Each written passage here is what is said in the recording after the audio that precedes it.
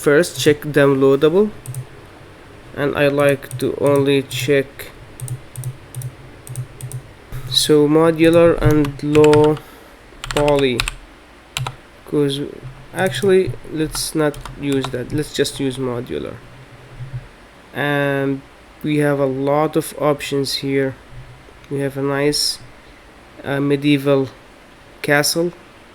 I think I like this one. Let's look for something else.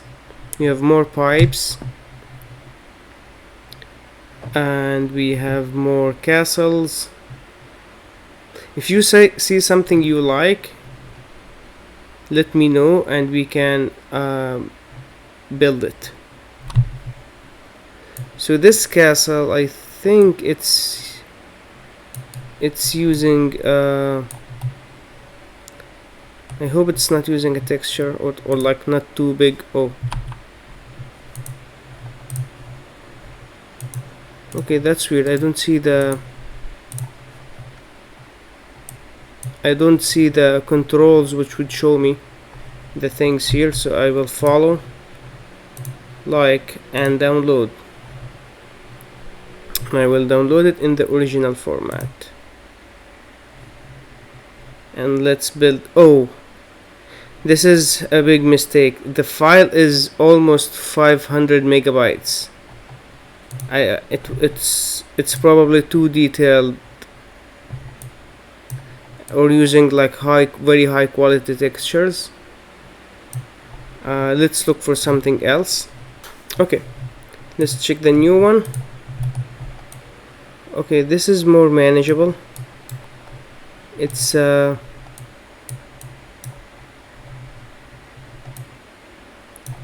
some kind of a building that you can use to build maybe dungeons or old castles. Let's do that.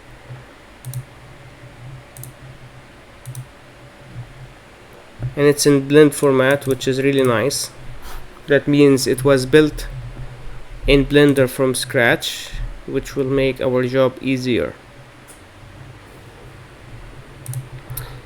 And this is the library. It's looking nice. Not a lot of polygons.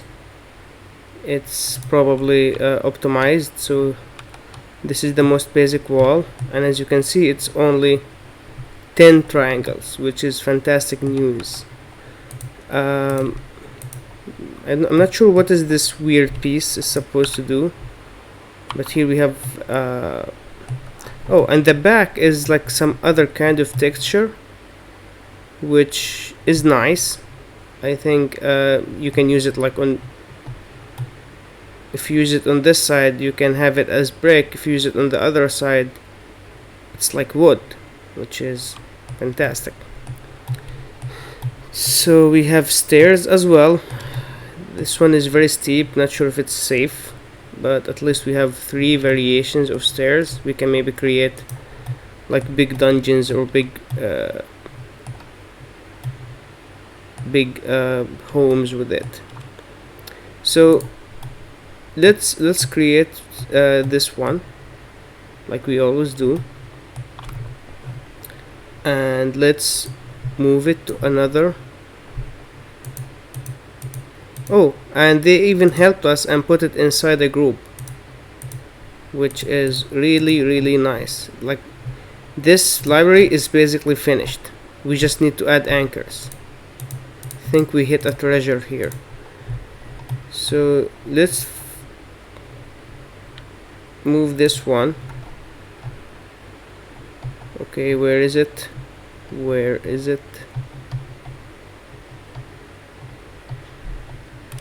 Oh, found it. It's wall 1. Let's add all the walls. 1, 2, 3, 4. Oh, one mistake. I only moved the empty. I need to also move it with its children. So let's expand them. Select everything and move it to the collection 2. This way we can easily disable this collection and only have these.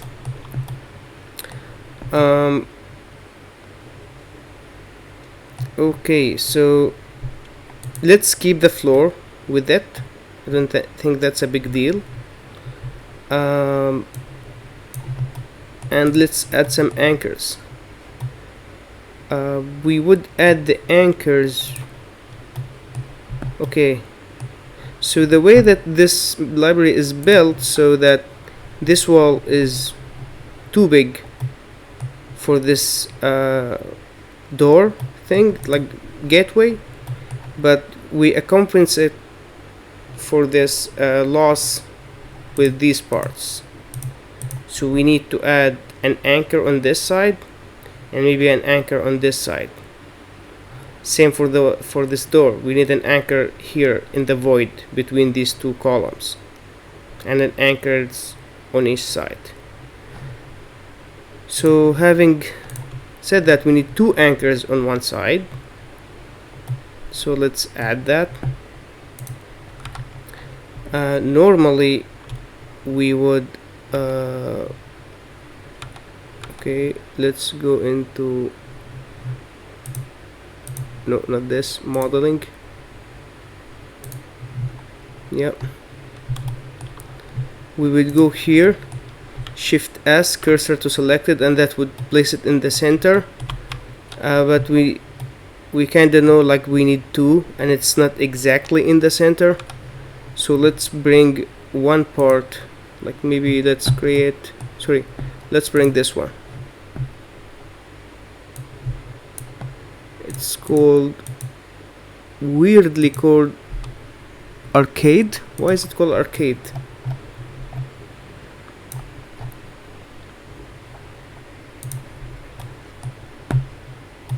So if we look from the side, we can see that this is exactly in the same Z space, so we don't need to worry about being too high or too low. So let's go into edit mode and put the cursor here. Let's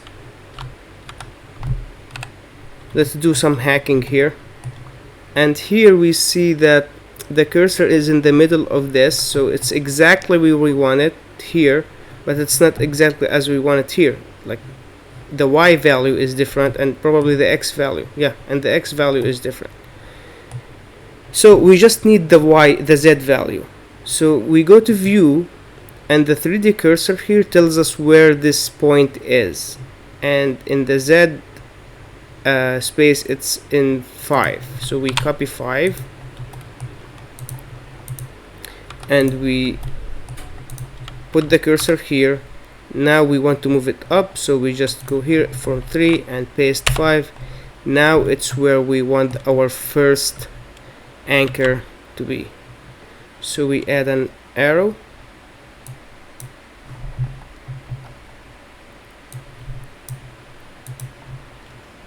I might like to make it small. Our model is too big. Let's fix that after adding this anchor, and Y by 90 degrees. So this is our first anchor. Let's name it anchor.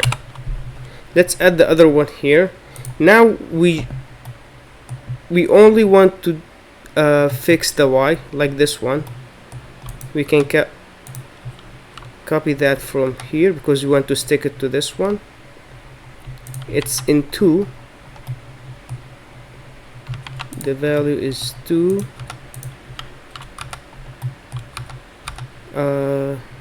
It's 3. Let's add 2. Now it's in the same place as this anchor would be. So let's create an arrow.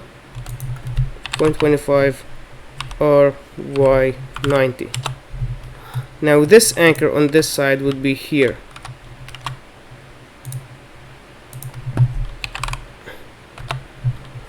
Or Y 270 because it's in the opposite direction. These two are in the same space, and that's really important. And we can see here, if we go to item, we can see that they're in the same Z space and the same Y, like same Z value and same Y value. The only difference is the X, like the space between them. So we need to add the same for the other side here. So let's do that. We can fix the units later. I know that we should have done that before, but let's do it after this time. RY 270, so it's pointing out. We copy the same Z value as this one, it's 5. Let's actually do something different. Let's duplicate this one. Oh, and it's actually aligned because we have snapping turned on with this magnet. It snaps to certain values. So we have both anchors. Now let's add on this side.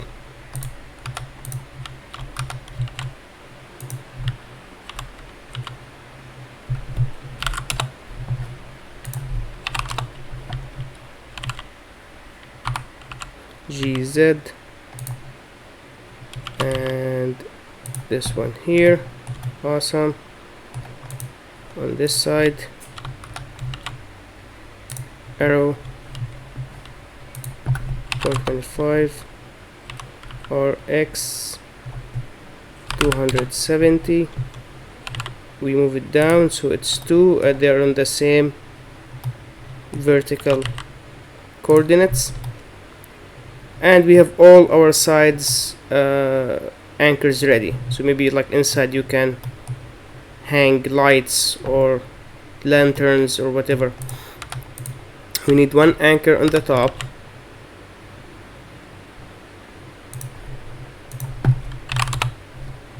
And we don't need to rotate it because it's pointing out. Okay, I don't like this. See this? It's hollow. We need to close it, so we just select all the edges that we want to close and hit F on the keyboard. That will close it.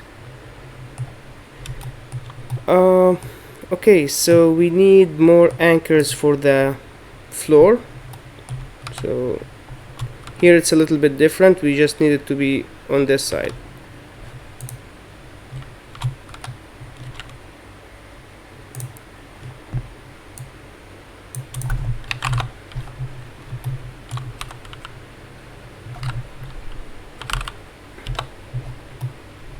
Okay, I think that's it.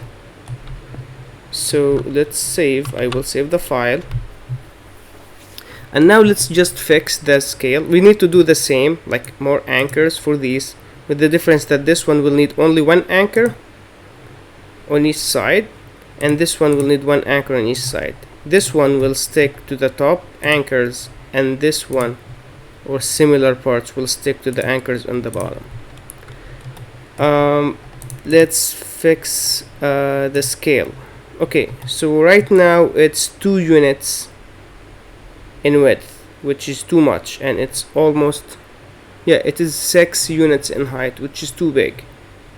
Let's scale it down so we can fit 2 in one unit. So it's actually half in width. So if we divide 2, we want to make it half. We divide it by 4. Now if we only select this mesh and scale it down by half, all our work on the anchors is lost. We need to redo it. But if we select the parent, where is the parent? Yeah, this parent wall 1, which is conveniently made for us, we scale with some anchors. We need to put all anchors inside, so we select all the anchors. Let's select all the anchors we just created.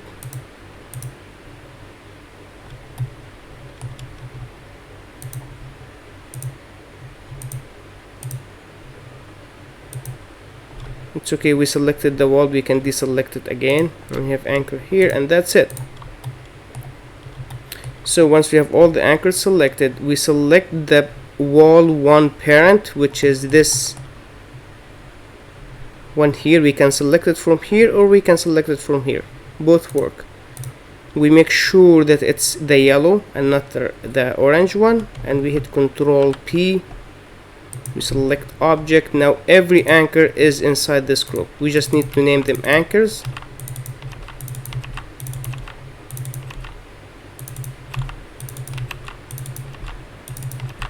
And that's cool. So we select this now and we scale it to 0.25, which is the same as dividing by 4. We can like have it right here, but we don't want the value to be 0.25. Like I mentioned before, all scale values should be 1. So we made it this far. We just select the one that we want to apply the transformation to be 1. We hit Control A. We select scale. Now scale is 1. We check inside to see if the scale has changed, and yes, it changed. Now the mesh scale is 0.25. We need to make it 1, so we select it, Control A, scale. And there is rotation. We don't want rotation on this piece. No piece should have this rotation set to something. So we basically, the best thing we can do for mesh, like these two, is Control A and select all transforms, which means apply scale, rotation, location. We do the same for the other one. Actually, let's join these two using Control J command. I select these two, Control J, and they're in the same mesh. Now the anchors have changed in the scale value. Don't apply rotation here or position, just apply the scale. So let's select all anchors, apply scale. So scale now is 1 for every anchor. And that's it. I think we are ready to export this part. So we go File, Export, GLTF. I will create a new folder, or let's keep it in the same file. Wall test, wall 1 test, GLTF embedded, and export. Now let's close Blender and open Chrome. These are our pipes from last time, and we bring the model, drag drop it here, and it's loaded. Okay, something is not behaving in this. Oh, I was too zoomed in. Okay, we have all the parts here. We didn't need all of them. We just need the wall 1 we just worked on. So we just select the wall 1, put it in the center so we can see it and work with it. To see it, we add ambient light and directional light, and it's looking really great. However, there is a big problem here. See, when I selected this mesh, it shows the pivot right here. So if you want to know how to solve this issue, which happens a lot, make sure you join us tomorrow same time, and let's fix this issue.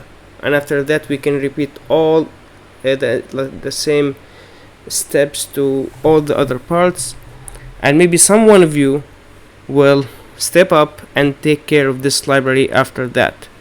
So thank you for joining, and see you tomorrow. Bye bye. Bye.